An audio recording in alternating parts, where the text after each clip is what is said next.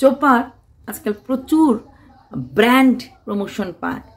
দুঃখের বিষয়, চোপা একটা বড় চ্যানেল ওনার, সেই ব্র্যান্ড প্রমোশনের প্রমোশন স্পেলিংটাও মিস্টেক।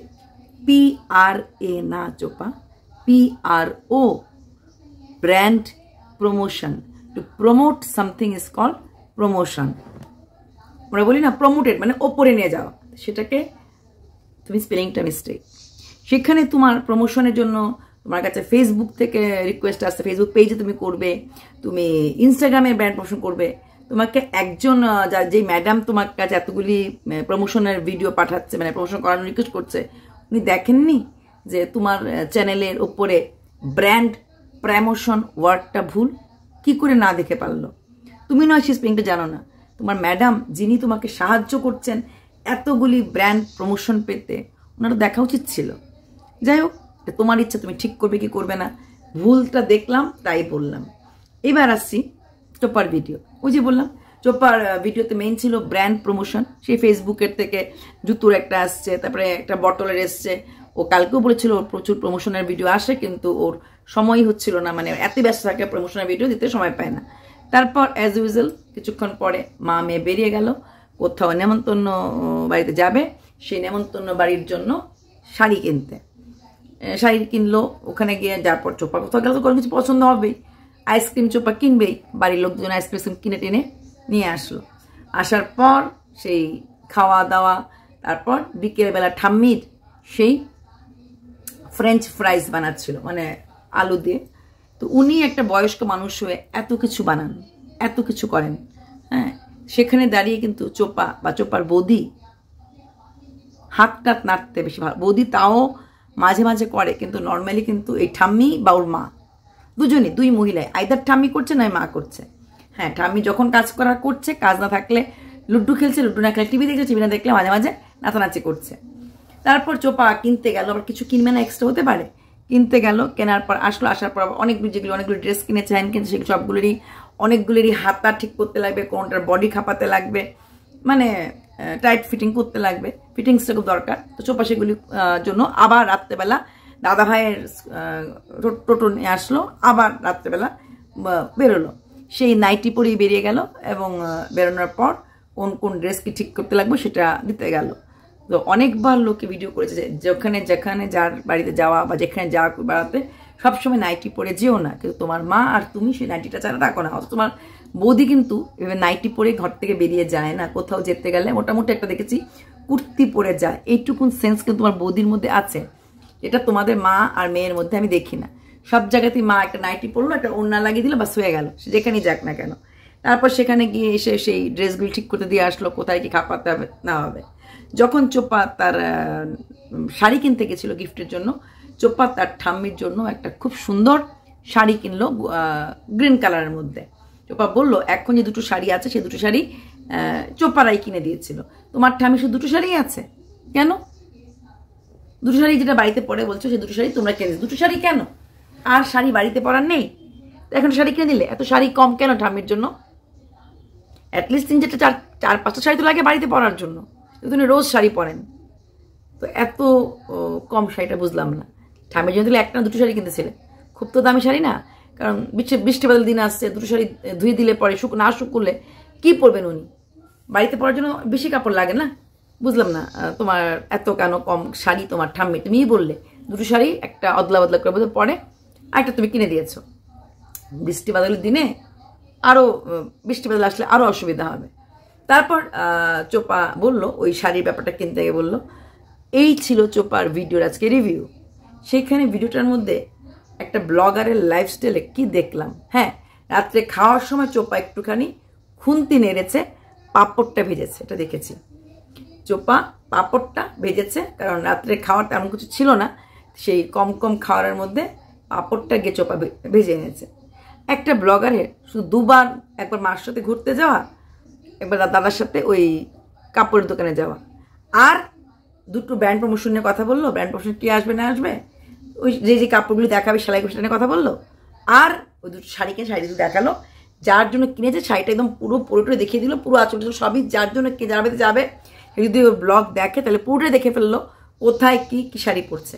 তো কোথায় চোপা ভিডিওতে এন্টারটেনমেন্ট, ভিডিওতে একটুখানি কিছু একটা শেখানোর জিনিস, মানে এডুকেশনাল কিছু জিনিস, না পড়াশোনা ছাড়াও ফ্রেঞ্চ ফ্রাইসটা এইভাবে করলে, এইভাবে জল ঝরিয়ে করলে এরকম তেল কম খায়, বা এইভাবে করলে তাড়াতাড়ি ক্রিস্পি হয়, এটাও কিন্তু এটা শিক্ষার মধ্যেই আসে।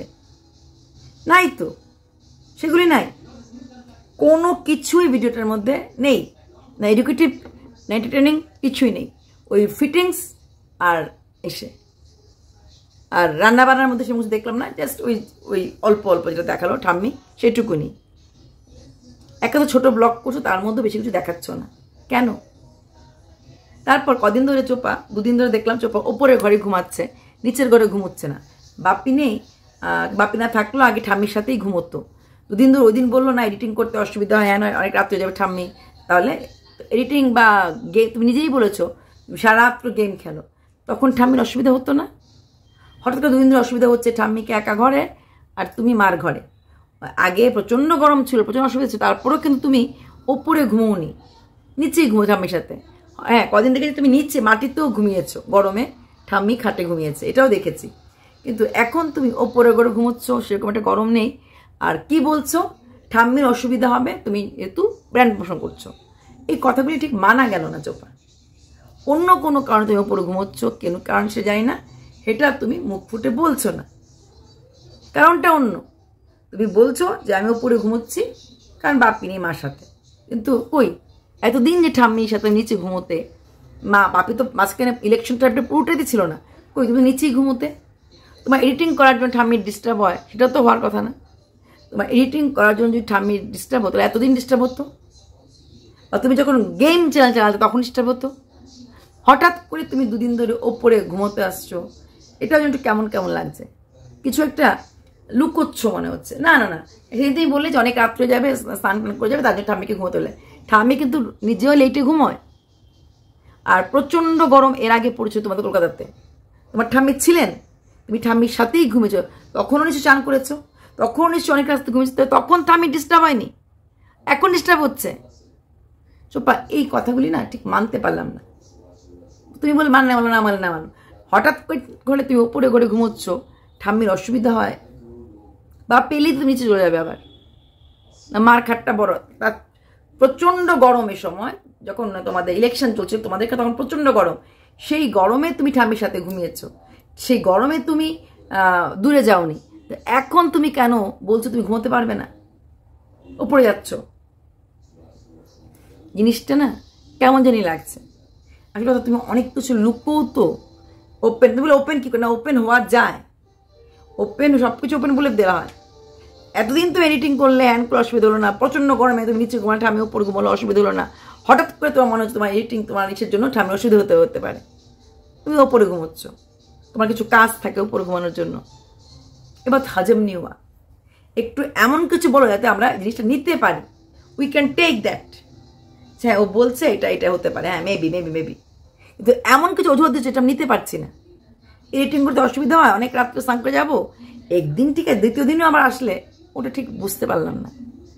তোমার জীবন তুমি ভালো বুঝবে, তোমার কোর্ট কেস কতটুকু তুমি ওই যে বলছিলে সোনা বাবা আসবে, সোনা বাবা আসছে, তোমার ঘরে ভিউয়ার্সরা বলেছিল আমি নাকি তোমার বাচ্চাটা পাও, তুমি চাইনি না, আমি সেটা কখনই বলিনি।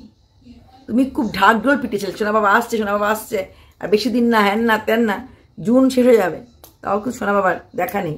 এপ্রিল মাসে বলেছিলে, তোমার যেদিন তুমি কথাটা বলেছিলে সেদিন ওই ঝিমি শ্বশুরবাড়িতে গেছিলো, ঝিমি শ্বশুরবাড়িতে গিয়ে 2 মাস সংসার করে আবার বাপের বাড়ি চলে এসেছে ফেরত, তুমি কিন্তু তখনও পাল্টাওনি, তুমি এখনও যাবো যাচ্ছি করছো, বাচ্চাটাকে আনবো আনছি করছো, কিন্তু এই ঘটনার পর একটা মেয়ে গিয়ে শ্বশুরবাড়িতে সংসার করে 2 মাস পর বাপের বাড়ি ফেরত চলে আসলো, তুমি তোমার ছেলেকে এখনো পেলে না।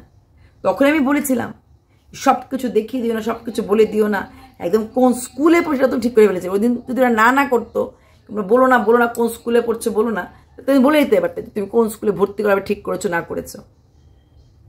তাই একটা কথাই বলবো, একটু সাবধানে পা ফেলে চলো, সুস্থ থাকো, ভালো থাকো। আর অবশ্যই যে এত ব্র্যান্ড প্রমোশন করে, সে ব্র্যান্ড প্রমোশন ভুল হতেই পারে, সিলি মিস্টেক হতেই পারে, তারপরে চেক করে ঠিক করে নিতে লাগে, ঠিক আছে? প্রত্যেক মাসে ভুলে, আমিও ডিকশনারি না যে আমার কোনো ভুল হবে না, প্রচুর প্রনাউন্সিয়েশনে প্রচুর কিছু ভুল আমারও হয়, কিন্তু তা সত্ত্বে বলবো নিয়ে যেটা করছো ভেবেচিন্তে করো, কারণ তুমি একটা বিশাল বড় চ্যানেলের মালিক, অবশ্যই তোমার ফেস ভ্যালু অনেক অনেক বেশি। চলো আজকের মতো এইটুকুনি, বাই।